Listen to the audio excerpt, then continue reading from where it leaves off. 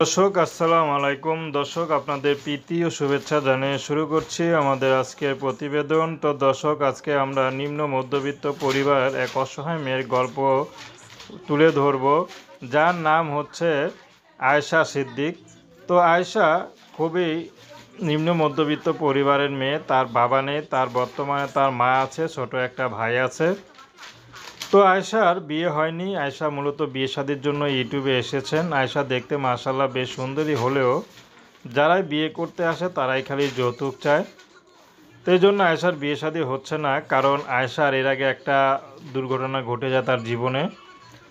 তার বিয়ের হওয়ার কথা ছিল, সব ঠিকঠাক, কিন্তু হলুদের সময় তার স্বামীটা মারা যায়। এই জন্য তাকে সবাই অপয়া বলে। তো এটা অনেকেই জানাজানি হয়ে গেছে। তো এলাকায় কোনো ছেলে দেখতে আসলে বা ছেলের পরিবার দেখতে আসলে যখন এই কথা শোনে, তখনই সবাই মুখ ফিরিয়ে নেয়। আর কেউ যদি সব কিছু মেনেও নিয়ে তাহলে অনেক টাকা যৌতুক চায়। এর জন্য আয়েশার বিয়ে হচ্ছে না। তো আয়েশার পোড়া কপাল, আয়েশা খুবই কষ্ট পেয়েছে এবং আয়েশা কান্নাও করে মাঝে মধ্যে, বলে আমি কি এই জীবনে আমি স্বামীর ঘরে যাব না।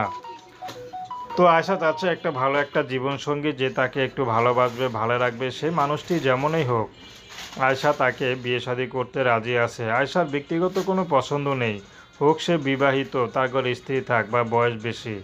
তো প্রেম, ভালোবাসা, সাহায্য সহযোগিতা, বিয়ে শাদী করা একান্ত আপনাদের ব্যক্তিগত ব্যাপার। আসসালামু আলাইকুম।